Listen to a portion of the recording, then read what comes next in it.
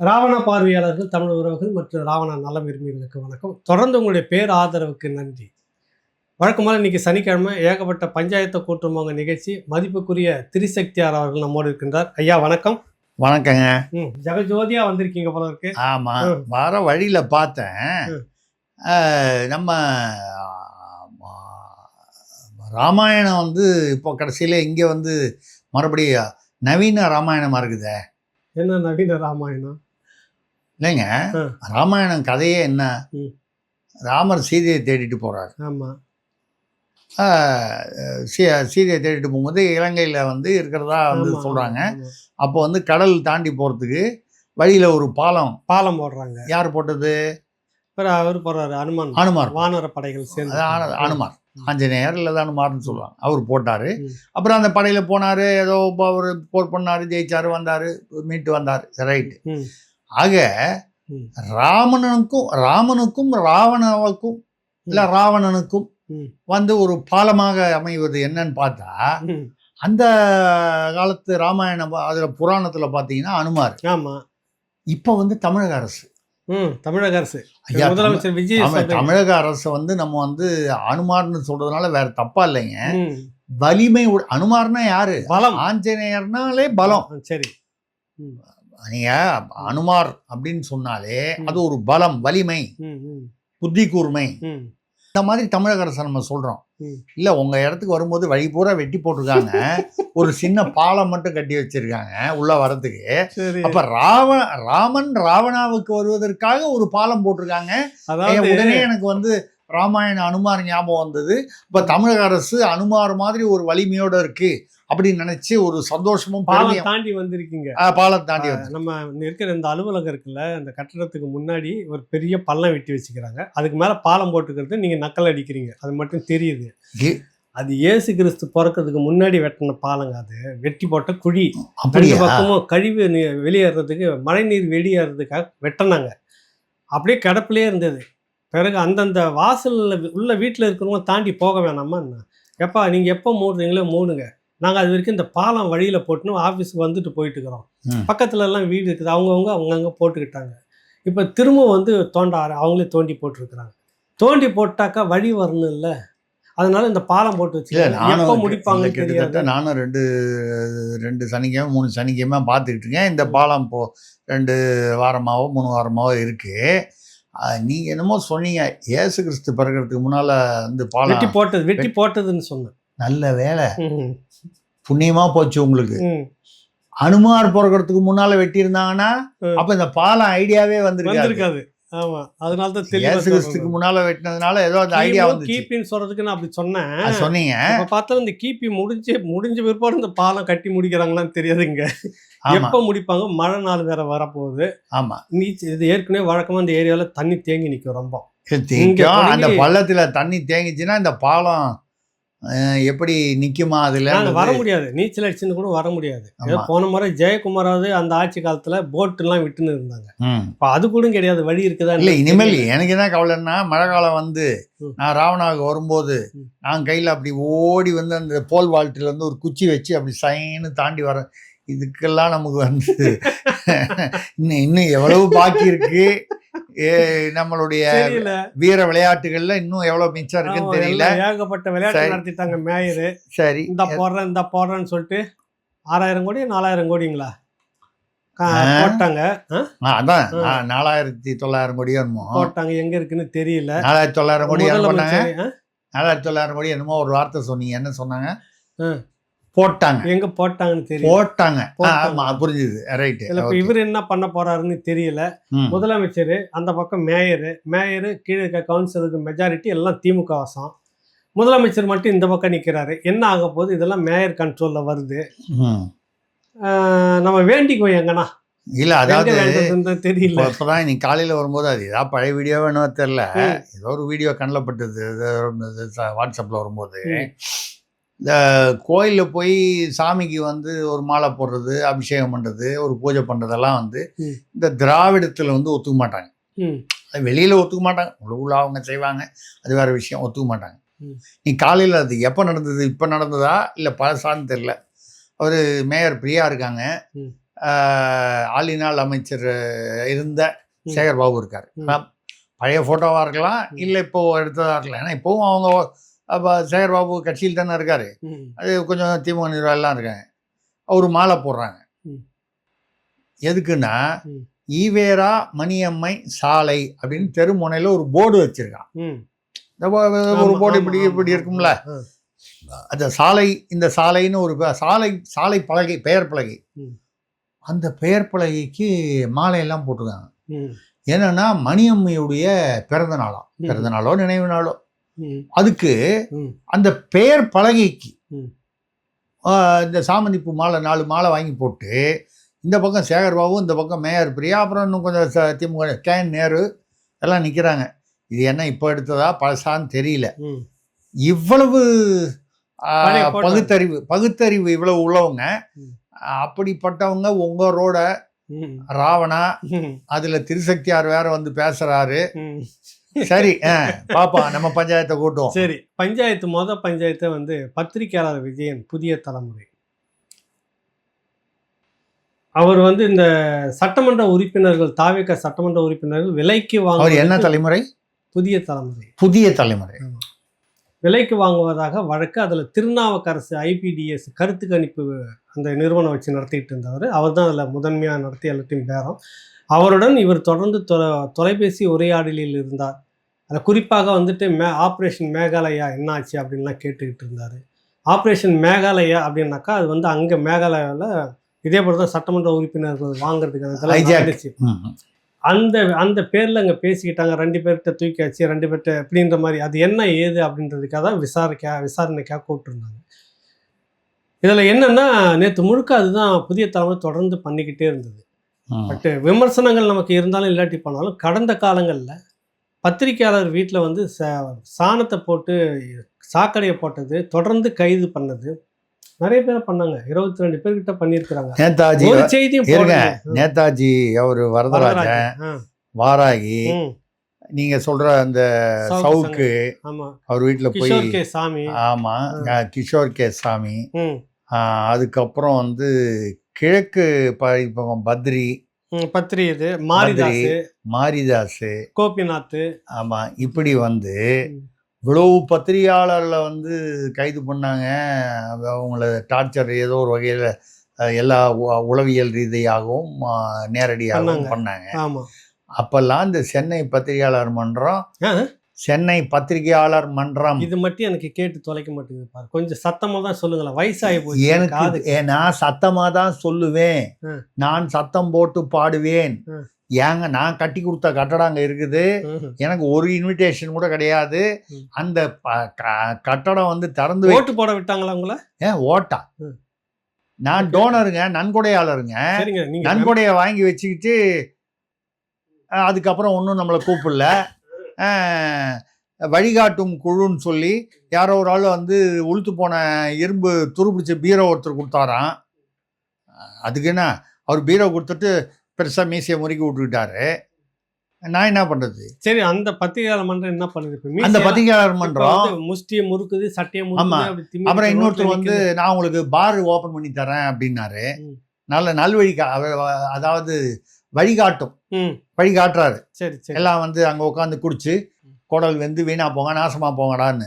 அவரெல்லாம் வழிகாட்டும் தலைவர் அவர். ஆமா, அதுல வேற வந்து அவரு பத்திரிகை பேர் வச்சிருக்காரு, அதை நினைச்சாதான் வைத்தறிச்சல். அது விடுங்க, அது விட்டுருவோம் நம்ம. அது என்னன்னா அவங்க அப்படியே கொதிக்கிறாங்க. நான் வந்து எந்த பத்திரிகையாளர் மீதும் தவறான நடவடிக்கை, பத்திரிகை வந்து அந்த கருத்து சுதந்திரத்தில் தலையிடுமாறு எந்த அரசு நடந்தாலும் கண்டிக்கக்கூடியது. அது திமுக, அதிமுக, இப்போ உள்ள தாவேக, யாரா இருந்தாலும் அதை கண்டிக்கக்கூடியது. ஆமா, நாங்கள் பார்க்காததா? பத்திரிகை நடத்தும் போது எங்கள் பத்திரிகையாளர் தூக்கிட்டு போய் வந்து கிட்னாப் பண்ணி வச்சு 4 நாள் வந்து அப்போ போய் நாங்கள் திமுக அரசில் போய் போராடி அவனை மீட்டது, அந்த மாதிரி எவ்வளோ நிகழ்ச்சிகள் நடந்திருக்கு. நான் நேரடியாக போய் அதெல்லாம் நடந்திருக்கு. அதெல்லாம் விடுங்க. என்ன சொல்கிறோன்னா, இப்பொழுது அந்த பத்திரிகையாளர் மீது தவறா இல்லையா நமக்கு தெரியல. அவர் மீது விசாரணை 5 மணி நேரம் உட்கார வச்சு சொன்னாங்க. அவர் என்ன சொல்கிறாங்கன்னா, ஒரு தரப்பு சொல்கிறாங்க, அது உண்மையா என்ன நமக்கு தெரியாது. அவர் வந்து அவருடைய அந்த டெலிஃபோனில் இருந்த சாட்லாம் டெலீட் பண்ணிட்டு தான் போலீஸ்கிட்ட காமிச்சாரு. ஆனால் போலீஸ் ஏற்கனவே அதை அந்த ரெக்கார்ட்ஸ் எல்லாம் ரெட்ரீவ் பண்ணி கரெக்டாக வச்சு தம்பி ம். நீ டெலீட் பண்ணியிருக்கலாம் ஆனால் தான் இருக்கு பாருன்னு சொல்லி காமிச்சிட்டாங்க ம். சொல்கிறாங்க. ம். இது உண்மையாக இருக்கும் பட்சத்தில் ம். அவருக்கு அந்த யூடியூபர் அந்த அந்த குரூப்போட அந்த மேகாலயா ப்ராஜெக்டில் தொடர்பு இருக்கும் பட்சத்தில் ம். பத்திரிகையாளர் என்பதால் அவரை விட்டுவிட வேண்டும் என்று கேட்பது நியாயமில்லை. ம். ம். தவறு செய்திருந்தால் நடவடிக்கை சட்டம் பத்திரிகையாளராக எல்லாருக்கும் இருந்தாலும் எல்லாருக்கும் ஒன்று தான். ம். யூடியூபராக இருந்தாலும் ஒன்று தான், பத்திரிகையாளராக இருந்தாலும் ஒன்று தான், ம். வேற புரோக்கராக இருந்தாலும் ஒன்று தான், கட்சிக்காரனாக இருந்தாலும் ஒன்று தான். ம். சட்டம் எல்லாருக்கும் ஒன்று. ம். இது மட்டும் இல்ல, இப்போ மட்டும் ஏன் இந்த பத்திரிகையாளர் மன்றம் பொங்கிட்டு வருது? ம். போன ஆட்சியில் வந்து எங்கேயுமே பொங்கலையே. அது எங்க ஆட்சி. ஆஹா, ம். அங்கே பொங்கல் வச்சுட்டாங்க. ம். அவங்களுக்கு வேண்டிய பொங்கல் சக்கரை பொங்கலாக வச்சுட்டாங்க. ம். இந்த ஆட்சியில் சக்கரை பொங்கல் வைக்கலன்றதுனால தான் ஒரு காரணமா? ம். அப்படி இந்த ஆட்சி தவறு செய்தாலும் நம்ம ஒன்றும் ஆட்சி வித்தியாசம் பார்க்கலையே. இல்லையா நம்ம பேசுறது பேசி நம்ம வந்து இப்போ என்ன கூட அப்போ கூட கேட்டாங்க, ம். ஜெயலலிதா எதிர்கட்சியாக இருக்கும்போது ம். ஏன் வந்து நீங்கள் வந்து ஜெயலலிதாவை வந்து ஒன்றுமே சொல்ல மாட்டேன்னீங்க. ம். நான் என்னையா சொல்லுது, ம். அந்த அம்மா ஆனா உனா போய் கொடநாட்டில் போய் படுத்துக்குது, ம். ஓய்வு எடுக்கிறேன். ம். ஓய்வு எடுக்கிறாங்க. இது அரசியலில் வந்து அவங்க கலந்துக்கணும்னு சொல்றதை தவிர ஒரு பக்கம் செய்தியை தவிர வேற என்ன போட முடியும்? ம். மிஞ்சி போனால் 2 போட்டு. பக்கம் போடலாம். போடலாம் அவ்வளோதான். ம். ஏதாவது ஆக்டிவிட்டி இல்லை. அப்போ நம்ம ஆக்டிவிட்டி இல்லைன்றதை விமர்சனம் பண்ணுறோம். ம். யாரை விமர்சனம் பண்ணுவோம்? ம். ஆட்சியில் இருக்கிறவங்க. அங்கே தான் அங்கங்கே குறைகள் வரும், குறைபாடுகள் இருக்கும். ம். திமுக ஆட்சியில் ஜெயலலிதா ஆட்சியில் இருக்கும்போது இதே குறைபாடுகள் விமர்சனம் பண்ணோம். அப்போ நீ ஏன் திமுகவை பண்ணலன்னா? ம். அப்போ அவங்க ஒதுங்கி இருக்காங்க, ம். இல்லை வந்து கொஞ்சம் அமைதியாக இருக்காங்க. ம். இதுதான் அப்போ நம்ம வந்து சொல்லக்கூடியது. ஆட்சியில் இருப்பவர்களை விமர்சிப்பதால் நம்ம ஏதோ வந்து ஆமாம், பத்திரிகை என்பது ஒரு எதிர்க்கட்சி தான், ம். ம். எதிர்க்கட்சி செய்ய வேண்டிய வேலை தான். ஆனால் பத்திரிகையாளர்கள் அந்த போர்வையில் வந்து என்ன வேணாலும் செய்யலான்றது தவறு. அந்த தோழர் வந்து தவறு செய்திருந்தால் நடவடிக்கை எடுக்கணும். அதே சமயத்தில் அவர் நிரபராதி, தேவையில்லாமல் அவர் தொந்தரவு செய்யப்படுகிறார் என்றால் அது நிறுத்தப்பட வேண்டும். அப்படிதான் சொல்கிறோம். ம். இப்போ வந்து வர்ற செய்தி பார்த்தீங்கன்னா, இன்னும் 2 பத்திரிகையாளர்கள் 2-3 பேர் வந்து அதில் இது இந்த பைலட் அது என்ன மேகாலயா ப்ராஜெக்ட், ஆபரேஷன் மேகாலயா. ஆமாம், அதில் இன்னும் 2-3 பத்திரிக்கையாளர். 3 பேர்னு சொல்கிறாங்க. ம். ம். ம். ஒருத்தரை கூட்டு போய் விசாரிச்சதுக்கு இவ்வளவு அமளி துமளி ஆச்சு. அப்புறம் நீங்க சொல்றபடி அதாங்க, என்ன ஆகும்? ஒவ்வொருத்தர் ஏதோ ஒரு சமனாக இருப்போற, சமனாக ஒரு பார்வை சமனாக இருக்கும். ம். அந்த மாதிரி அவர் அந்த தலைமுறையை சேர்ந்தவர். அவர் ம். அவர் பேர் அடிப்படுது. ம். இன்னொருத்தர் மேலே அப்படி பார்த்தா அது என்ன நட்சத்திரம், ஏதோ ஒரு நட்சத்திரம். ம். சரி, அது மார்கழிக்கு அப்புறம் சொல்கிறேன். நான் ம். இப்போ சரி, சொல்லலை, அந்த நட்சத்திரம். மார்கழி வரும்போது அப்புறம் சொல்கிறேன். ம். ம். அவர் ஒருத்தர் சொல்கிறாங்க. ம். இன்னொருத்தர் நமக்கு அந்த ஐரோப்பிய இதில் தான் இந்த இத்தாலி நெப்போலியன் போனபார்ட், ம். நெப்போலியன் ஒருத்தர் ஆமா, இருந்தார்ல இத்தாலி, ஆமா, ஆமா. அவரை ஒருத்தர் தோக்கடிச்சார். ஓ, வரலாற்றில் போய் பாருங்க யார் தோக்கடிச்சாருங்க. ம். நெப்போலியனை தோற்கடித்தது. சரி. சரியா? ம். சரி. ஆமாம், ம். அவரு ம். அவர் எத்தனை பேரை காப்பாற்றியவர், ம். எத்தனை பேருக்கு அவர் வந்து சேவியராக, அதாவது காப்பாற்றுவராக, பாதுகாவலராக இருந்திருக்கிறார்னு தெரியல. ம். அந்த பீரியட்ல இருந்தாங்க. இவங்க பேர்லாம் அடிபடுது. ஆனால் அதில் வந்து இருக்கிற உறுதித்தன்மை, உண்மைத்தன்மை நமக்கு தெரியாது. ம். ஏன்னா இது நம்ம போலீஸ் வட்டாரங்களில் நம்ம வந்து வழக்கமான நட்பு, எந்த ஆட்சியில் இருந்தாலும் நமக்கு எல்லா இடத்துலையும் தொடர்புல நண்பர்கள் எப்பவும் போல இருப்பாங்க, இருக்கும். தொடர்புகள் அதிகாரிகள் இருக்கும். தொடர்பு அது இருக்கும். அது வரும்போது இவங்க எல்லாமும் அதில் ஈடுபட்டிருக்காங்கன்னு ஒரு வார்த்தை சொல்கிறாங்க. ம். அது உண்மையா ம். இல்லையா நமக்கு தெரியாது. ம். ஆனால் இவங்க எல்லாரும் ஒரு காலத்தில் சொம்பு அண்டா பாத்திரம்னு பிடிச்சிட்டு இருந்தாங்க. அப்படி யாருக்கோ பிடிச்சிட்டு இருந்தாங்க. அது 200 சீட்டுக்கு மேலே வாங்கணும்னு கூட கடைசி நிமிஷம் வரைக்கும் சொல்லிட்டு இருந்தாங்க. அது ஓகே, கணிப்பு தப்பாக போச்சு, அது ஒன்றும் தான் பெரிய குற்றம் இல்லை. ம். ஆனால் இப்படிலாம் பேர் அடிப்படுது. ம். எனக்கு வருத்தம் என்னன்னா, பத்திரிகையாளர்கள் தங்களுடைய கடமையை விட்டு இந்த புரோக்கரேஜில் ஈடுபடுறாங்க. நிறைய பேர் ஈடுபடுறாங்க. ஏதோ இன்னைக்கு தான் இல்லை, ம். பல காலமாக இருக்குது. ம். இப்படி ஈடுபட்டு இப்படி பத்திரிகை துறைக்கு மேலும் மேலும் கெட்ட பெயரை வாங்கி தரக்கூடாது. ம். நேர்மையான பத்திரிகையாளர்கள் மேலும் மேலும் சொல்றீங்க பாருங்க. ஆ. ஏதோ அப்படியே நேரம் அப்படி குத்து வலைக்கா நின்றுட்டு இருக்கிற மாதிரியும், இப்பதான் மேல மேல கெட்டுட்டு இருக்கிற இல்லைங்க, மாதிரியும். நான் சொல்றேன் கடந்த 5 வருஷம் மட்டும் எப்படி இருந்துச்சு அவங்களுக்கு? இல்லைங்க, நான் கேட்கறது ம். 5 வருஷம் எப்படி இருந்துச்சுங்கிறது எங்களுக்கு தெரியும். ம். மூப்பனார் பாலம் ஆஃபீஸுக்கு, அந்த மூப்பனார் பாலத்துக்கு ஆஃபீஸில் மாதம் இன்னார் வந்து பணம் கொடுக்குறாங்கன்னு முதல்ல வெளியிட்ட யூடியூபர் நான் தான், நம்ம ராவணாவில். ராவணால் தான் பேசணும். ஆமா. உடனடியாக அரசு உணர்ச்சி வசப்பட்டு திருந்து விட்டது.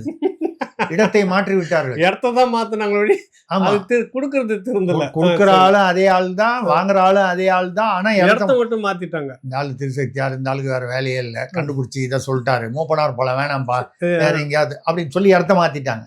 மாத்தின ஹோட்டல் பேரும் நமக்கு தெரியும். எல்லாம் ஒரு ஆபீஸ் விட்டுட்டு ஹோட்டலுக்கு மாத்தினாங்க. ஆமா, சரி. இதான் இப்ப வந்து இடம் வாங்கி போட்டதா இருக்குது. இதுல சம்பந்தப்பட்ட ஒருத்தர் இடம் வாங்கி போட்டிருக்கிறாரு பெரிய. ஆமா, 15 கோடி ரூபாய்க்கு 3 இடத்துல அங்கங்க இன்வெஸ்ட்மெண்ட் பண்ணி வாங்கி போட்டாருன்னு ஒரு செய்திகள்லாம் வருது. அப்படியெல்லாம் இந்த ஆபரேஷன் மேகாலயாவில் வந்த காசு அது தொடர்பான பணம் தான். அந்த பணம்லாம் வந்து அதுல வந்து உங்களுக்கு ஹவாலியா, அது பேர் என்ன, ஹவாலால வந்து அந்த பணம்லாம் ரொட்டேட் ஆனதுனால தான் இப்போ அந்த வழக்கு வந்து தாவேக அரசு வந்து அந்த விஷயத்துல நம்ம பல விஷயங்களை தாவேக அரசை வந்து நம்ம குறைபாடுகளை விமர்சிக்கிறோம், சொல்லியிருக்கிறோம், அதே சொல்லிட்டு வரோம். அதே சமயத்துல நல்லது செஞ்சா பாராட்டும். இது தாவேகால எந்த அரசா இருந்தாலும் அவங்க பாருங்க, அதை இடி கிட்ட கொடுத்துட்டாங்க. ஐயா, பண பரிமாற்றம் நடந்திருக்கு, ஹவாலா, இது யார் விசாரிக்கணும்? விஷயம் தெரியுங்களா? நீங்க எல்லாம் ஈடி கிட்ட கொடுக்காம போனாலும் கூட இது கேஸ் ஃபைல் ஆயிடுச்சுன்னு வச்சுங்க, ஈடியே உள்ள வந்துடும். இல்லைங்க, அது உள்ள வரத்துக்கு கேட்டை கரெக்டா இவரே உங்கள ஓகேன்ட்டாங்க. இப்போ அதுக்குள்ள வரும்போது தான் இன்னும் பல தலைகள் அரசியல்வாதிகள் வெளியே வருவாங்க. ஆனா எனக்கு என்ன வருத்தம்னா, இந்த அரசியல்வாதிகள் எப்படியாவது எங்கேயாவது காசு கொடுத்து டெல்லிக்கு போறீங்களா நாளைக்கு? நீங்க நான் டெல்லிக்கு போகலாம், இல்லை அவங்க நிதி கொடுக்கலாம், நிதி தலையில் ஒரு சுழி போட்டு விடலாம், எப்படி வேணாலும் நடக்கலாம். நிதிக்கே சுழி போட்டு விட்டுட்டாங்கன்னா அப்படியும் ஏதாவது செய்யலாம். எல்லா இடத்துலையும் வந்து பணம் பாதாளம் வரைக்கும் பாயும், காசே தான் கடவுளப்பா. அப்படி வரும்போது அரசியல்வாதிகள் தப்பித்து விடுவார்கள். இந்த பத்திரிகையாளர்கள்லாம் என்னமோ இவங்க தான் அந்த ஆட்சியை தூக்கி முட்டு கொடுத்தா மாதிரி நினைச்சுக்கிட்டு போய் சிக்கல்ல மாட்டி இவனுங்களும் இவங்க குடும்பமும் தெருவுல வந்து நிற்கும். நேர்மையான பத்திரிகையாளர் ஏதோ இங்க ஒண்ணு அங்க ஒண்ணும் இருக்கான். இன்னைக்கு பாருங்க, அவங்களுக்கெல்லாம் வந்து கெட்ட பேர் இவங்களால. இதுதான் நம்ம வருத்தம். ஆமா, எனக்கு இதுல ஒரு விஷயம் என்னன்னா, நிறைய பேர் உங்களை கொண்டு போய், நான் கூட உங்களுக்கு ஃபோன் பண்ணி கேட்டேன், ஐயா உங்களுக்கு ஏதோ ஆளுங்கட்சியில தாவேகால ஒரு போஸ்ட்ல ஏதோ கொடுக்குறாங்களாமே, ஏதோ வாரியமோ என்னமோ கொடுக்குறாங்களாமேன்னு. ஏன்னா உங்களை நிறைய பேர் வந்து உங்களுக்கு தெரியாமையே கொண்டு போய் தாவேகால போஸ்டிங் போட்டு வாங்கி ஆர்டர்லாம் அடிச்சு கொண்டு வந்து உங்கள்கிட்ட அமுச்சு விட்டாங்க. ரிஜிஸ்டர் தபால உங்களுக்கு வந்துதா வரலையான்னு எனக்கு ஒரு சந்தேகம். வெளியில பேசுறத பார்த்து வந்துச்சு, வாங்கி வச்சிருக்கீங்க, ரைட்டு. அப்போ நான் சரி, நம்ம ஏகலைவன் வந்து தாவேகால ஒரு பெரிய பதவியில் வந்துருவார் போல இருக்கு, எல்லாம் நிறைய பேர் பேசுறாங்களா, பேச வைக்கப்படுகிறார்களா தெரியல, அது சரி நமக்கு எதுக்கு அப்படின்னு சொல்லி அவர் ஒரு நல்ல பதவிக்கு வந்தா என்னதான் இருந்தாலும் நண்பரை மறந்துக்கிறாம ஏதாவது நம்ம போனா அட்லீஸ்ட் உட்கார வச்சு டீ குடிச்சிட்டு வந்தா, இல்லைங்க நம்ம ஏகலைவன் சார் இருக்கார்ல, அந்த காலத்துல நாங்கெல்லாம் ஒன்னா பஞ்சாயத்து கூட்டுறவங்க பேசுவாங்க, இன்னைக்கு அவர் பெரிய மனுஷன் ஆயிட்டாருங்க. என்னை பார்த்து இப்ப விஜயபாஸ்கர் சொல்ல, நம்ம கரூர் விஜயபாஸ்கர், சார் உங்க கூட நான் நீங்க என் தோல்ல கை போட்டுக்கிற மாதிரி ஒரு போட்டோ எடுத்துக்கலாமா சார் அப்படின்னு கேட்டேன். அவர் வந்து ரொம்ப பெருந்தன்மையோட சரி ஓவரு, அதுக்காக இப்ப ஏகலைவன் மேல தோல் மேல கை போட்டு போட்டோ எடுத்துக்கிறேன். இல்லைங்க, நீங்க என் தோல் மேல கை போடணும். ஓ அப்ப சரி, அது சிஸ்டம் கரெக்டா புரிஞ்சுங்க. நீங்க என் தோல் மேல கை போட்டு போட்டோ எடுத்துக்க, நான் உங்ககிட்ட கேட்கணும், ஏகலைவன் சார் இவ்வளவு பெரிய ஆளாயிட்டீங்க, என் தோல்ல கை போட்டு ஒரு போட்டோ எடுத்துங்க சார். அப்புறம் வெளியே வந்து என்ன பெரிய மனுஷன் ஒரு என் தோல்ல கைய போட்டு பாருங்க, அது வேலை செய்யுது. சரி, இப்ப பாத்தீங்கன்னா அவருக்கு எதிராக வந்து இது தாவேகால ஃபைல் பண்ணியிருந்தாரு. அந்த அந்த அந்த எஃப்ஐஆர்ல A1 இருக்காரு கரூர்ல, அவர் பேர் என்ன, மதியழகன், அந்த உள்ளூர் நிர்வாகி, அவர் தான் தோத்து போனவர் கரூர்ல. தேர்தல் வழக்க வாபஸ் வாங்கிட்டாரு. இப்போ அந்த தோல்ல கை போட்டு எடுத்த அந்த ஒரு போட்டோவுடைய விளைவு பாத்தீங்களா, எங்க வரைக்கும் வேலை செய்யுது. இப்போ கரூர் விஜயபாஸ்கருக்கு வந்து அநேகமா இடைத்தேர்தலில் கிட்டத்தட்ட சீட்டு நிச்சயம், அவருக்கு தான் அநேகமா கிடைக்காது போல இருக்கு இன்னொரு விஜயபாஸ்கர் விராலிமலைக்கு. ஏன்னா அவர் என்ன பண்ணாரு, அவர் இந்த குட்கா வழக்குலாம் அவர் பேர்ல நிலுவையில் இருக்கு. இந்த சேகர் ரெட்டி வழக்கெல்லாம் நம்ம ஏற்கனவே பேசணும். இப்போ வந்து ஒரு உமைநாதர் ஒருத்தர், உமாநாதர்னு வச்சுங்களேன், அவர் வந்து ஒரு உதயமான சந்திரன் ஒருத்தருக்கு அடுத்தபடியாக அவர் தான் வந்து போன ஆட்சியில் அவர் சொல்கிறது தான் வந்து நம்ம நடந்துகிட்டு இருந்தது எல்லாமே நடக்கும். தலைவர் வந்து அவர் சொல்கிறது தான் கேட்பாங்க, அவங்க 2 பேர் சொல்கிறது தான். இப்போ இங்கே வந்து இப்போ நம்ம முதல்வர் அவர் பாவம் செவனேன்னு தனியாக இருக்கார். அனாவசியமாக யாரையும் பார்க்காம அவர் அது எதுக்கான தொந்தரவு பண்ணாமல் இருக்கணுன்றதுக்காக தனிமையில் இருக்கார். ஒன்றும் தப்பு இல்லை. இவங்க அதை யூஸ் பண்ணிட்டு சுற்றி இருக்கிறவங்கலாம் கொண்டு வந்து அந்த இவரில் அவர் அந்த நாத்து இருக்கார நாத்து, அந்த நாத்து வந்து எங்கே கொண்டு வந்து வச்சாலும் அங்கிருந்து அந்த நாத்தை பிடிங்கி கொண்டாந்து நம்ம இங்கே வச்சாலும் நாத்து பிரமாதமாக நெல்லாயிடும். நமக்கு நிறைய வளமாக வந்து வரும். நாத்து ஒரு நிலத்துலேருந்து பிடிங்கி இன்னொரு இடத்துல வைக்கிறது இல்லையா, அப்படி ஒரு நாத்து அப்படின்னு சொல்லி அந்த நாத்தை பிடிங்கின்னு வந்து இங்கே இப்போ ஒரு முக்கியமான பதவியில் வச்சாங்க. இங்கே வந்து கொஞ்சம் அதெல்லாம் வந்ததுக்கு அப்புறம் தான் இப்போ வந்து வேற மாதிரி செய்திகள்லாம் வந்ததுக்கு அப்புறம் மறுபடியும் நாட்டை பிடிங்கி எரிஞ்சிட்டார் முதல்வர். நல்ல வேலை சீக்கிரமாக அவருக்கு தகவல் போச்சு. வேற இதில் கூட பேசியிருந்தேன். அவர் வழக்கமாக உளவுத்துறை தலைவர் வந்து ரிப்போர்ட் அனுப்பிச்சா முதல்வருடைய கவனத்திற்காக மட்டும் அப்படி போட்டுட்டா, பிரைவேட் அண்ட் கான்ஃபிடென்ஷியல் போட்டு. அவரை தவிர பாக்கி எல்லாரும் சேர்த்து அதை படிப்பாங்களாம். அவருக்கு மட்டும்தான் அந்த தகவல் போகாது. இது கொஞ்ச நாள் நடந்து இதனுடைய விளைவுகள் தான் அந்த செந்தில் பாலாஜி வழக்கில் பின்னடைவு, ஏவாவேலு வழக்கில் பின்னடைவு, அப்புறம் ஒரு ஐபிஎஸ் ஒருத்தர் மாற்றம், அப்புறம் ஐஏஎஸ் அதிகாரிகள் 16 பேர் மாற்றம். இதெல்லாம் இதனுடைய விளைவுகள் தான். இப்போ என்ன சொல்கிறாங்கன்னா, அவர் அந்த உளவுத்துறை சம்மந்தப்பட்ட அந்த நேர்மையான இருக்கார அவர் இங்கே நம்ம இதெல்லாம் வேகாதுங்க, இங்கே வந்து டெல்லிக்கு அமுச்சு விட்ருங்க, நான் அங்கே போயிடுறேன், நிம்மதியாக இருக்கும், கொஞ்சம் தலைவலி வேணான்னு சொல்லி லெட்டர் கொடுத்துட்டாராம். ஆனால் இப்போது முதல்வர் வந்து அவர்கிட்ட சமாதானப்படுத்தி, இனிமேல் எதுவாக இருந்தாலும் இந்த நம்பரில் என்கிட்ட பேசுங்க, என்கிட்ட முக்கியமான விஷயத்த சொல்லிடுங்க, நடுவில் இந்த தபால் கிபால் அனுப்பிச்சு வரவன் போகிறவங்களாம் பிரிச்சுக்கிட்டு இருப்பான், பிரித்து அவனே டீல் பண்ணுறான், இது கொஞ்சம் கஷ்டம்தான் எனக்கு புரியுது, நீங்கள் ஒன்றும் வருத்தப்படாதீங்கன்னு சொல்லி அதோடைய விளைவு தான் இப்போ தடாலடி சில விஷயங்கள் நடந்திருக்கு. அமைச்சரவையில் கூட பார்த்தீங்கன்னா அமைச்சரவை கூட்டத்தில் அதிகாரிகள்லாம் கொஞ்சம் வெளியே உட்காருங்கன்னு சொல்லி விட்டு டோஸ் கிழிச்சிருக்காரு. யோ ஆய்வுலாம் வந்து அவன் துறையில் ஆய்வு போங்க, ஏம்மா நீ ஏம்மா ஸ்கூலுக்கு போகிற, ஸ்கூலுக்குன்னு ஒரு வாத்தியார் வச்சுருக்கோம்ல, அமைச்சர் அதான் வாத்தியார்னு சொல்கிறேன், வச்சுருக்கோம்ல, நீ ஏன் ஸ்கூலில் போய் உன்னோட ஆங்கில புலமையை காமிக்கிற, நீ பாட்டில் ஏதோ ஒரு ட்ரெஸ்ஸு மாற்றி போட்டுக்கிட்டு ஒரு ரீல்ஸு போட, அதான் அது அந்த ஒன் துறையில் பண்ணு, இன்னொருத்தர் துறையில் போய் ரீல்ஸ் ஏன் போடுற அப்படின்னு சொல்லி அதெல்லாம் சொல்லி ரெய்டு நடந்திருக்குது. அநேகமாக செல்வி ஜெயலலிதா அவர்கள் பாணியில் ஒரு ஆட்சி மாற்றம் வர்றதுக்கான வாய்ப்பு இந்த வாரத்தில் இருக்கும். அது ரெடியா? இந்த விஷயத்தில் தான் நீங்கள் அப்படியே ரீவைண்ட் பண்ணுங்க, அப்படியே ரீவைண்ட் பண்ணுங்க. ஒரு மாதம் முன்னால் இந்த ஆட்சி வந்ததுக்கப்புறம் நம்ம சொல்லும்போது சொன்னோம், விஜய் அவர்கள் மாண்புமிகு முதல்வர் விஜய் அவர்கள் கவனமாக இருக்க வேண்டும், ஜெயலலிதா அவர்களை தனிமைப்படுத்துவது போல இவரையும் தனிமைப்படுத்த ஒரு சதி இவரை சுற்றி நிகழ்கிறது, அந்த ஜெயலலிதாவுக்கு ஏற்பட்ட அரசியல் ரீதியான முடிவு இவருக்கும் வந்துவிடக்கூடாது என்பதில் இவர் கவனமாக, ஒரு மாசம் முன்னால் நம்ம பேசியிருக்கோமா எடுத்து பாருங்க, இப்பதான் அங்கதான் வந்து நிக்குது.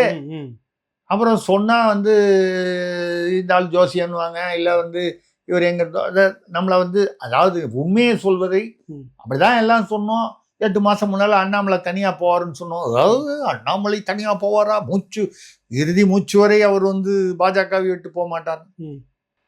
8 மாசம் முன்னால சொன்னது போயிட்டார்ல, நடந்துச்சு. ஆமா, ஏன் போனாருன்னு கேட்கல, நான் சொல்றோம் நடக்குது. நம்ம வந்து போனதையும் தப்புன்னு சொல்லல, ஏன் போனேன்னு கேட்கல, எதையும் நம்ம பேசல. ஐயா போவார், போற மாதிரி இருக்காரு, இல்லவே இல்லை, இறுதி மூச்சு மோடி உள்ளவரே அவர் போக முடியல. மோடி எங்க போயிட்டாரு, ஊருக்கு போனாரு, வந்துட்டார்ல, என்ன இருக்காரு, அப்புறம் ஏன் போனாரு, ஆக போனாரு. அவருக்கு வாழ்த்துக்கள், நல்லபடியா ஒரு வளர்ச்சி அடையட்டும், நல்லபடியா வரட்டும், அவரு நம்ம வாழ்த்துறோம், அது வேற விஷயம். அது அந்த அமைச்சரவையில் பார்த்தீங்கன்னா 5ன்னு ஒரு ஃபிகர் சொல்றாங்க, 8ன்னு ஒரு ஃபிகர் சொல்றாங்க. இல்லை யாரோ ஒருத்தர் பொடி போட்டாரு அவரு, அப்புறம் ஒரு அம்மா தான் ஆங்கில புலமை அம்மா, இது மாதிரி சில பேர்கள்லாம் சொல்றாங்க. அப்புறம் ஒருத்தர் இவர் கூடவே நடிச்சவர், போக்குவரத்துல ஒருத்தர் நடிச்சாரு, வேற ஒரு இடத்துல நடிச்சாரு. அந்த நடிச்சவர் வந்து என்ன பண்ணாராம், ஏதோ வேற ஒரு துறையில போய் ஒரு 100 கோடி ரூபாய்க்கு ஏதோ ஒரு பரிமாற்றத்துக்காக ஏதோ ஒரு தனியா ஒரு எலக்ட்ரிக் கார் கம்பெனி மூலமா அதில் வந்து ஒரு சோ கால்டு ஒரு அல்லக்கை மூலமா அந்த அல்லக்கை வந்து ஆபீஸ் போட்டு சுகேஷ் சந்திரசேகர் திகார் ஜெயிலில் இருக்கானே, இந்த அதிமுகவுக்கு ஏதோ இதுக்கு ரெட்டை இலைக்கு பணம் வாங்கினான்ட்டு அவன் இன்டர்நேஷனல் ஃப்ராடு, அவன் வகைராவோட டச்சில் இருக்கிற ஆளுன்னு சொல்லி எங்கெல்லாம் பாய்ப்பா.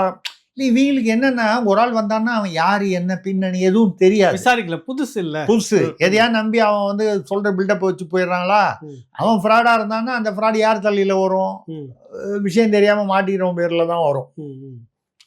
அது மாதிரி இவங்களெல்லாம் கூப்பிட்டு வார்னிங்கும் தனித்தனியாக கொடுத்துருக்காரு முதல்வர். ஒரு சம்மந்தப்பட்ட 5 பேர் சொல்கிறாங்க, 8 பேர்னு சொல்கிறாங்க. கூப்பிட்டு உன்னை கவனிச்சிட்டு இருக்கோம், பத்திரம் பார்ப்பேன், இல்லைன்னா அனுப்பிச்சி விட்ருவேன்னு சொல்லி ஒரு 8 பேர் சொல்கிறாங்க. அந்த 8 பேர் நமக்கு தெரியுது, நாகரிகங்கிறது நம்ம அது சொல்கிறதில்ல, ஜனங்களுக்காக புரியும் இது நடந்திருக்குது. ஆக நீங்கள் சொல்கிற மாதிரி ஜெயலலிதா பாணியில் சாட்டை கையில் எடுத்திருக்கிறார் முதல்வர் என்பது தெரிகிறது. இது பாணி என்ன தெரியுங்களா? மந்திரி காலையில் எழுந்த உடனே தன்னுடைய கார், மந்திரி கார் இருக்கு, மினிஸ்டர் கார் கொடுத்துருப்பாங்க, அந்த கார் இருக்குதான்னு பார்ப்பாங்க, செக்யூரிட்டி இருப்பாங்க.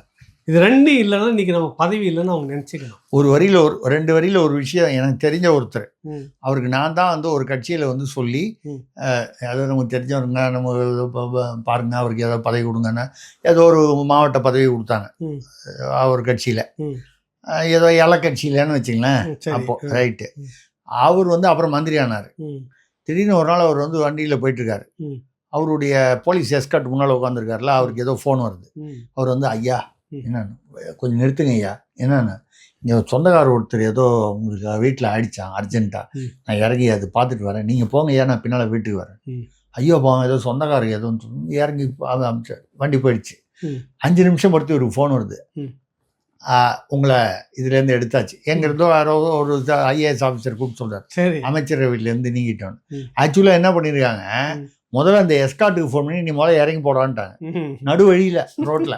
சரி, அப்போ தான் அவருக்கு தெரியுது, ஓ சொந்தக்காரங்களாம் ஒன்றும் ஆகலை, அவனுக்கு ஃபோன் முதல்ல மந்திரிக்கு சொல்கிறதுக்கு முன்னால் மந்திரி எஸ்கார்ட்டுக்கு சொல்லி போலீஸ்காரங்க இறங்கி விட்டாங்க.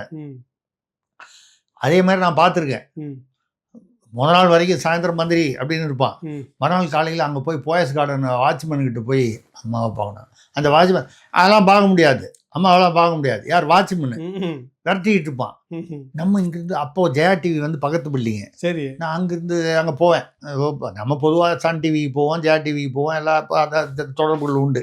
அது மாதிரி பண்ணும்போது அதை பார்த்துட்டு நம்ம வந்து என்ன அந்த இவர் நம்ம இந்த மந்திரி ஆச்சு, அவர் ஏன் அப்படி அலையிறார் ரோட்டில், வாட்ச்மேன் உள்ள விட மாட்டான்றா, அதனால வந்து அவர் வந்து டென்ஷன் ஆகி அலையிறாரு.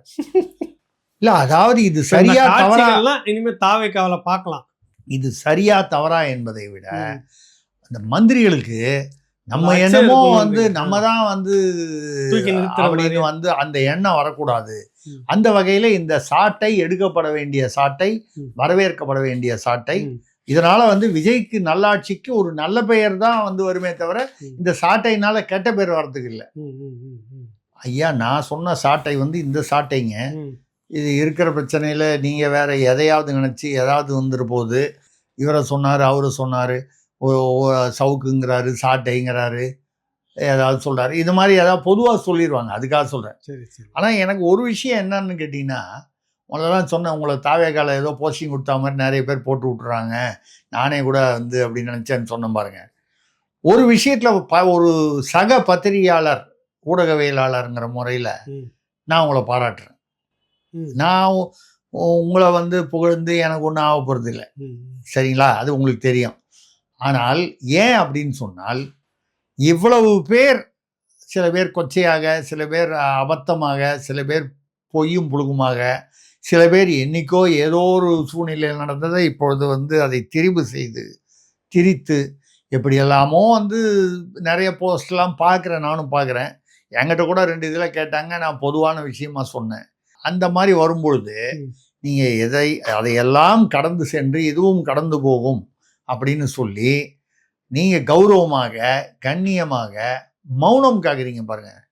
மௌனமே பார்வையாய் ஒரு பாட்டு பாட வேண்டும் இப்போ பாட்டு பாடணும்னா குரல் எடுத்து பாடணும்னு அவசியம் இல்லை. எனக்கே பாட்டு பாடிட்டீங்க இப்போ. ஆமாம், மௌனமாக இருந்தாலே அது ஒரு மொழி. மௌனம் என்பது ஒரு மொழி. அந்த அதே மாதிரி இன்னொரு பாட்டு கூட இருக்கு, மௌனம் என்பது தாய்மொழின்னு சொல்லி. அந்த மாதிரி மௌனம் என்பது ஒரு மொழி.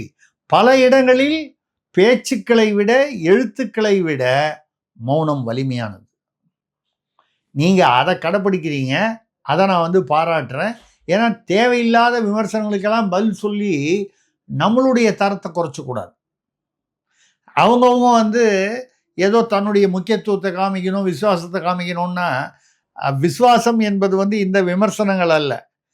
அப்படி விசுவாசத்தை காமிக்கிறவன்லாம் ஒரு காலத்தில் காமிச்சவன் இப்போ எங்கே இருக்கான்றதெல்லாம் நம்ம பார்த்துக்கிட்டு தான் இருக்கோம். அதனால் நம்ம இப்படி நினச்சிப்போம், இன்னைக்கு இப்படி பேசுகிறான், இவன் நாளைக்கு என்ன பண்ண போகிறான்னு பார்ப்போம் அப்படின்னு நம்ம மௌனமாக இருந்து பார்க்கறது தான் சரியான தீர்வு. அந்த தீர்வில் நீங்கள் தீர்மானமாக இருப்பதனால் உங்களை நான் பாராட்டுகிறேன். இது யாருக்கும் எதிர்ப்பாக நான் தெரிவிக்கிற கருத்து இல்லை.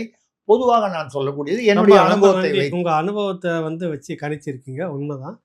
பேசக்கூடாதுன்னு இருக்கிறாங்க, வேற ஒன்றும் இல்லை. அது அது அப்படியே இருங்க, இப்படி இருப்பது தான் அருமை. அடுத்த ஒரு பஞ்சாயத்து இருக்குது, பேசி சொல்லுங்க சொல்லுங்க. நான் 2 தவறு செய்துட்டேன், வாழ்க்கையிலேயே செய்யக்கூடாத 2 தவறு நான் செய்துட்டேன். என்ன தவறு சொல்லுங்க பார்ப்போம். இல்லை, நீங்கள் செஞ்சீங்களா தவறு, உங்கள் அப்பா அம்மா செஞ்சாங்களா அப்படிங்கிறத நம்ம கேட்க வேண்டிய ஒரு சூழ்நிலை. ஏன்னா பிள்ளை தவறாக போகலாம், தவறே பிள்ளையாக வைத்தால் இல்லையா, ரெண்டுத்துக்கு வித்தியாசம் இருக்குது. புரியுது. இப்போ ஒருத்தர் பாடிக்கிட்டு இருக்காரு, என்ன தவறு செய்தேன் அதுதான் எனக்கும் புரியவில்லை, வந்து பிறந்து விட்டேன் ஆனால் வாழ தெரியவில்லை, என்னை வளர்த்த அதுல என்னை வளர்த்த வேற ஏதோ வரும், நம்ம இந்த இடத்துக்கு மாத்திப்போம். என்னை வளர்த்த கழகம் அதுவும் கண்ணை திறக்கவில்லை, உன்னை அனுப்பி வைத்தான் ஆனால் உனக்கும் கருணை இல்லை, நான் எங்கிருந்தோ வந்தால சிவாஜி கணேசன் பாடுற மாதிரி பாட்டு. அந்த பாட்டை ஒருத்தர் பாடிக்கிட்டு இருக்காரு. யார் அவரு? அந்த 2 தவறு செய்து, இந்த 2 தவறு செய்து, வாழ்க்கையிலேயே 2 தவறு செய்து. 2006 ஒரு தவறு பண்ணாராம் ஜெயலலிதாவோட சேர்ந்து. அதுக்கப்புறம் பின்னால திமுகவில் டீ கரையை தொடச்சு விட்டாரு. ஆமா, அந்த டீயை துடைக்காமையே இருந்திருக்கலாம், அந்த டீ அங்கேயே இருந்திருக்கலாம். அந்த மாதிரி அங்க தொடச்சு விட்டேன்னு அவர் இந்த மாதிரி 3 முறை சொல்லிட்டாருங்க. இப்ப மட்டும் சொல்லல, இல்லை ஒரு முறையும் சொல்லிட்டு ஒரு முறையும் இப்ப சேர்ந்து இருக்கிறாருங்க. அப்படித்தாங்க செய்வாரு. அப்படிதான் நமக்கு என்னன்னா, இன்னும் எவ்வளவு வருஷம் பொறுத்து இப்ப சேர்ந்த தவறுன்னு சொல்ல போறாரு. 3வது தவறு ஆயிடும், 3வது தவறுன்னு. ஆக்சுவலா அவருக்கு நம்பர் தெரியல, எத்தனை தவறு செய்துன்னு அவருக்கு. அவர் ஏதோ 2 தான் செய்தேன்னு சொல்றாரு. நம்ம கணக்கு பார்த்தா எக்கச்சக்கமா இருக்கு. அதை விட முக்கியமா இல்ல, நீங்க ஏதோ அந்த கட்சியில என்னை கொலை செய்ய பார்த்தார் வைகோன்னு ஒரு கலைஞர் சொன்ன உடனே அந்த கட்சியிலேருந்து கோச்சிக்கிட்டு உணர்வுபூர்வமாக வெளியே வந்தீங்களே, அப்போ நம்பி ஒரு 5 பேர் தீக்குளிச்சு தவறு செய்தானே, அவன் செய்த தவறை விடவா நீங்கள் பெரிய தவறு செய்தீர்கள்? உங்களை நம்பி அவனுடைய வாழ்க்கையும் அவன் குடும்ப வாழ்க்கை, அவன் குடும்பம்லாம் என்னாச்சு? 5 பேராவது செத்துட்டான், முடிஞ்சு போச்சு, தியாகம் பண்ணிட்டான், படமாயிட்டான். ஆனால் உயிரோட இன்னைக்கும் வதப்பட்டு இருக்கிறாங்களா லட்சக்கணக்கான இளைஞர்கள் நம்பி போனவர் ஒரு பெரிய எழுச்சியாக அப்படியே விட்டுட்டார்ல, முடிஞ்சு போச்சுல. அவனுடைய வலி, வேதனை, சித்திரவதை, நின்ன விதம், அரசியல் ஒன்றும் இல்லாமல் போனோம். இப்படி எவ்வளோ பேர். நம்பி 2 தான் தவறு. முதல் தவறே கட்சிக்குள்ள பையனை கொண்டு வச்சது ஒரு பெரிய தவறு, அதை சொல்ல மாட்டிருக்கிறார். அது எவ்வளோ தவறுகளோ அது ஒரு தவறு. வாரிசு அரசியலுக்கு அவ்வளோ பேசுனீங்க. நான் என்ன சொல்றேன், திமுக வாரிசு அரசியலை எதிர்த்து பேசுறவங்கள நம்மளும் ஒண்ணு இல்லைன்னு சொல்லல. இப்ப நம்ம வைகோ எல்லாம் சொல்லல, என்ன பேசுறீங்க நீங்க எல்லாம் கரெக்டா, என்ன பத்தி பேசுறீங்க. தவறு செய்து ஆமா ஊராரை பார்த்து வாரிசு அரசியல்னு பேசினவரு, நீங்களே வாரிசு அரசியல் செஞ்சா அதான் கூட இருக்கிறவன் எல்லாரும் போயிட்டான், நீங்க மட்டும் தனியா இருக்கீங்க. நீங்க கூட்டுற பொதுக்குழுக்கு உங்க பையனே வர மாட்டேன்டாரு. அவருக்கு புதுக்கோட்டையில் நீங்க விவசாயம் பண்றதுக்கு வேலை இருந்துச்சு. கமலஹாசன் 2ன்னு வச்சிடலாங்களா? கமலஹாசன் 20 பாயிண்ட் வச்சிடலாங்களா? வைக்கலாம். பட் அதுக்கு வேற ஒருத்தர் போட்டி போட்டுட்டு இருக்காரு. அவர் கோச்சிப்பாரு. யார் அது? அண்ணன் திருமா. அவர் இப்போ கமலஹாசன் பேசுறத விட இன்னும் வந்து புரியாமல் பேசிக்கிட்டு இருக்காரு. அவர் வேற முதல்வர் வந்து என்ன பண்ணுறாரு, டக்குன்னு நேற்று பட்டு வேட்டி பட்டு சட்டையெல்லாம் கட்டிட்டு அது எங்கேயோ அம்மன் கோயிலுக்கு போனாருன்னு சொல்கிறாங்க. ஆடி வெள்ளி, அது தப்பில்லை, அதெல்லாம் நல்ல விஷயம் தானே. விட்டு போனோன்னு யாரோ கூட போயிருந்தாங்கன்றாங்க. யாரோட போனால் நமக்கு என்ன வந்தது? அம்மன் கோயிலுக்கு போனாருன்னு சொல்கிறாங்க. யாரோ கூட போனாங்க. ரைட்டு, எல்லாம் போனேன். ரைட்டு, அது போயிட்டு போகிறாரு. பட்டு வேட்டி பட்டு சட்டை போட்டாருனாலே ஏதோ ஒரு முக்கியமான ஒரு ஆடி வெள்ளி, ஒரு நல்ல நாள், ஒரு மங்களகரமான நிகழ்வு. ஆனால் என்ன, ரெண்டாவது அவர் வந்து பார்த்தீங்கன்னா அவருடைய மேசையில் வந்து இயேசு கிறிஸ்து சிலுவையெல்லாம் வச்சிருக்காரு. அதே சமயத்தில் கோயிலுக்கும் போகிறார். நம்ம அந்த மதசார்பின்மையை, அதாவது எல்லா மதமும் சம்மதம்னு இருக்கக்கூடிய அவருடைய அந்த கொள்கையை, நடைமுறை நம்ம பாராட்டுறோம். அதான் பாராட்டுறோம் நம்ம. அதனால வந்து அவர் வந்து போனாரு. போயிட்டு அந்த பட்டு வேட்டியோடைய திடீர்னு யாருக்கிட்டையும் சர்ப்ரைஸா அவர் வன்னியரசை வாங்கன்னு எங்கன்னே சொல்லாமல் கூட்டு போயிட்டு அந்த MC ராஜ் ஹாஸ்டலில் காமராஜர் காலத்துலேருந்து பார்க்கும்போது இவர் தான் வந்து ஒரு தலித்து அல்லது பட்டியலினத்து, இல்லை பொதுவாக மாணவர்கள் தங்கக்கூடிய விடுதி, அரசு மாணவர்கள் தங்கக்கூடிய அந்த மாதிரி விடுதி இருக்குது இல்லையா, அந்த விடுதியில் போய் ஆய்வு பண்ணவர் முதல்வர் இவர் தான். காமராஜருக்கு பின்னுன்னு வச்சுக்கிட்டா கூட எவ்வளோ வருஷம் ஆச்சு? 60 வருஷம் ஆகுது. முதல்ல அதில் எல்லாம் வந்து அவங்க வந்து அவங்களுடைய குறைகள்லாம் மாணவர்கள் சொல்கிறாங்க. அதை கேட்டார். அதில் என்ன சொல்கிறாங்கன்னா, ஓகே, இது வந்து ஒரு முதல்வர் என்ற முறையில் அவருக்கு எங்கே வேணாலும் போய் ஆய்வு பண்ணுறதுக்கு இருக்குது. அதுவும் ஒரு பிற்படுத்தப்பட்டோர், ஏதாவது பட்டியலினத்தவர், அந்த மாதிரி இடங்களில் போய் மாணவர்கள், இளைய சக்தி தான் அவருடைய கட்சியுடைய பின்புலமே. அதான் அங்கே போய் கேட்குறாருன்றதை நம்ம வந்து அது பாராட்டுறோம். அதை அங்கே உள்ள குறைகளையே அங்கே இருக்கிறவர் வந்து இல்லை ஆமான்னு யாரோ சொல்கிறார் அந்த வார்டனு இல்லை. அதை பார்க்குறப்ப அந்த காட்சியை வந்து ஒரு யதார்த்தம் இருந்தது. ஒரு விஷயங்கள் பாராட்டணும் தான் நீங்கள் சொன்ன மாதிரி. அந்த பக்கம் யாரும் போக மாட்டாங்க. மந்திரியை கூட விசிட் துறை மந்திரி கூட அதான் சொல்றாரு. யாருமே போகாத இடத்துக்கு சுதந்திரமா அந்த தம்பிங்க அந்த பிள்ளைகளை பேச விடுறாரு. பேச அவன் எல்லாம் சொல்றான். அதாவது போன ஆட்சியில பாத்தீங்கன்னா ஆய்வு போறேன்னு சொல்லி போய் முன்னால செட் பண்ணி வச்சு டயலாக் சொல்லி கொடுத்து அது சொன்னோன்னா அது அவர் திடீர்னு சர்ப்ரைஸாக போனாருன்னுவாங்க. ஏற்கனவே 2 பக்கமும் வீடியோ எடுத்துட்டு இருப்பான். சர்ப்ரைஸ் அதெல்லாம் வந்து நடந்தது. செட்டப்லாம் நடந்தது. திடீர் விசிட். ஆனால் அவங்க மட்டும் தெரியும், கேமரா மட்டும் முன்னாடியே தெரிஞ்சிடும். அந்த மாதிரிலாம் இல்லாமல் ஒரு உண்மையான சர்ப்ரைஸ் விசிட் கொடுத்தது பாராட்டப்பட வேண்டிய விஷயம். அவங்க இதில் பொறுமையாக நின்று கேட்குறாரு. அவங்க பேசுகிறோன்னா உடனே வழக்கமாக ஒரு அல்லக்கை வந்து பேசாதன்னு போய் நிறுத்துவான். அதெல்லாம் இல்லாமல் அவங்கள ஃப்ரீயாக பேச விட்றாரு.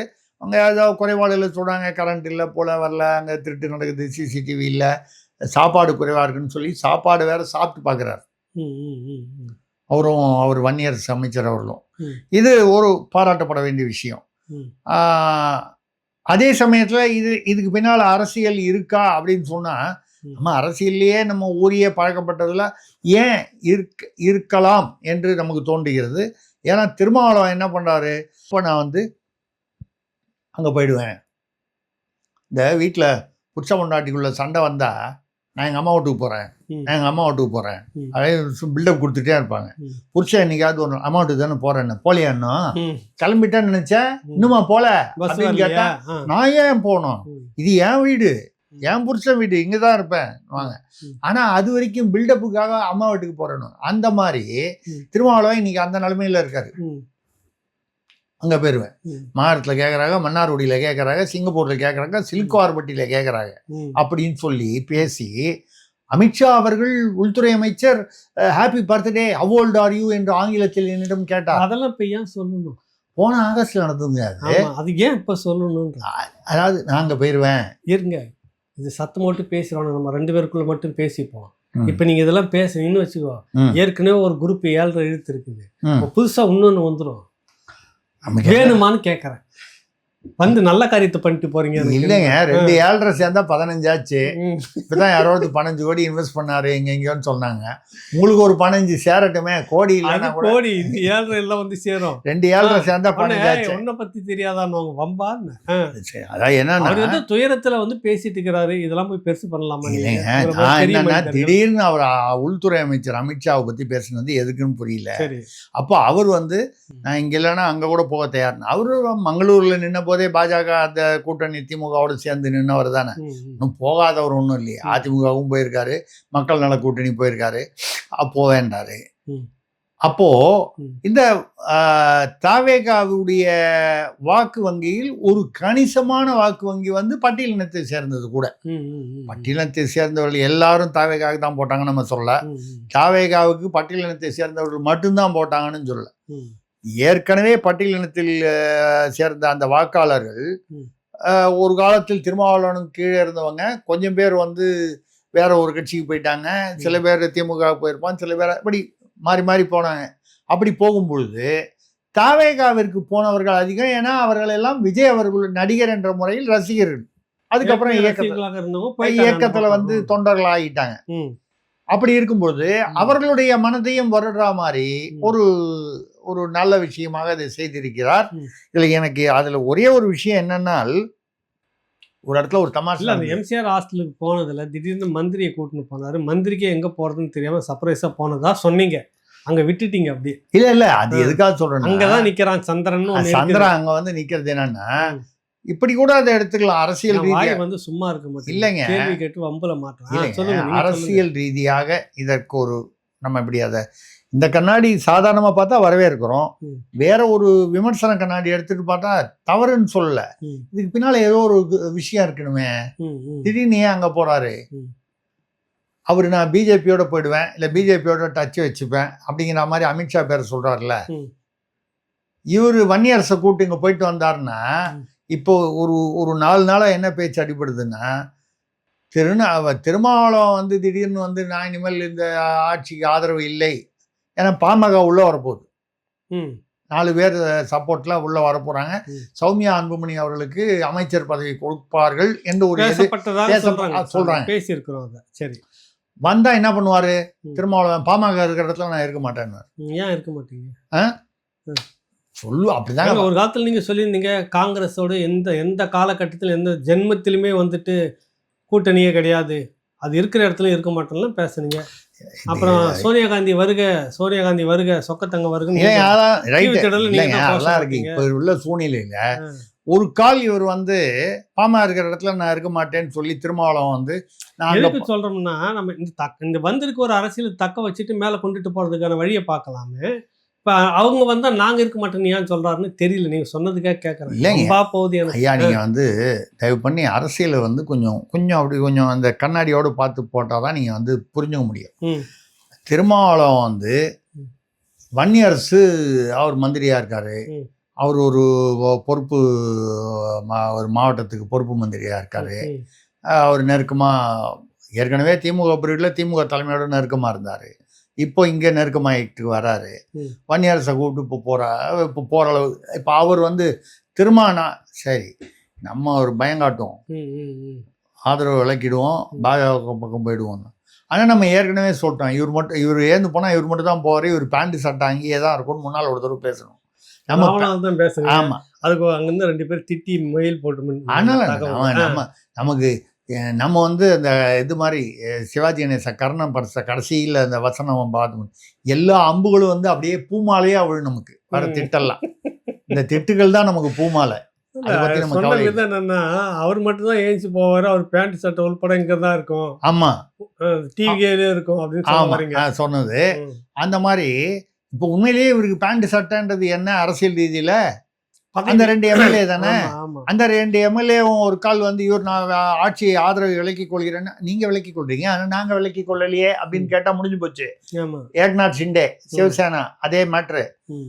அப்போ ம். முதல்வர் அவர்கள் விசிகாவில் ஒரு ஏக்நாத் சிண்டே முளைப்பாருன்னு சொல்றீங்களா நீங்க?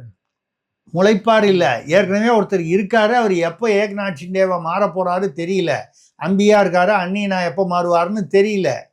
அப்படி இருக்கும்போது நீங்க சொல்றத நான் கம்முன்னு கேட்டு நிக்கிறேன். அந்நியர் எனக்கு அந்நியர் பிரச்சனை வந்துடக்கூடாது. இல்ல இல்ல அந்நியன்னா அந்நிய அரசு ஐயோ வேணாம், அது வம்பு. ம். இது வேற எங்கேயோ போகுது, பேரு சரியா ஒட்டி வருது. சரி. அதனால வந்து ம். ஒன்றும் இல்லைங்க, ம். அமித்ஷாவை பத்தி பேசி நான் அங்க போயிடுவேன்னு இவர் பயமுத்துறாருன்னு வைங்க, ம். இதுதான் இவருடைய எண்ணமா இருக்குன்னு வைங்க. ம்.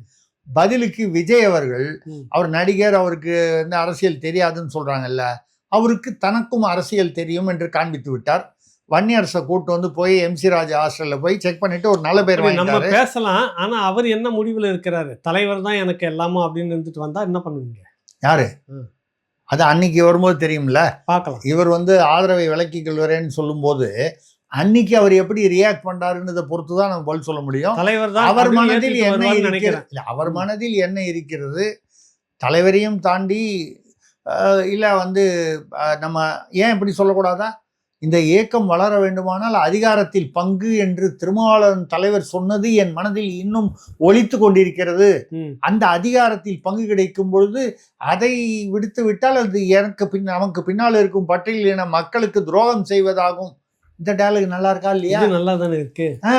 பார்க்கலாம் என்ன நடக்குது. இல்ல எனக்கு ஒரே ஒண்ணுதான், ம். இது சொல்லி முடிச்சிருவோம். ம். எங்கேயோ ஒரு மாவட்டத்தில் என்னாச்சுன்னு கேட்டீங்கன்னா, கடையநல்லூர் ம். இந்த பேருந்து நிலையத்தில் இந்த கழிப்பறை, கட்டண கழிப்பறை எல்லாம் இருக்கு, இலவச கழிப்பறை என்னமோ இருக்கு. ம். அது ரொம்ப மோசமா இருக்குது, பல இடங்கள் அப்படிதான் இருக்கும், அது இருக்கு. ம். கலெக்டர் என்ன பண்ணியிருக்காரு, அந்த கடையநல்லூர் அந்த அந்த பகுதி கலெக்டரு ம். திடீர்னு இப்போதான் இந்த ஆய்வு போகிறதுன்றது தாவே காட்சியில் ஒரு ஒரு ஒரு ஒரு ஃபேஷனாக போச்சா, எல்லாரும் வேணாலும் போகிறாங்களா, அவர் போய் ஆய்வு போயிருக்காரு. ம்.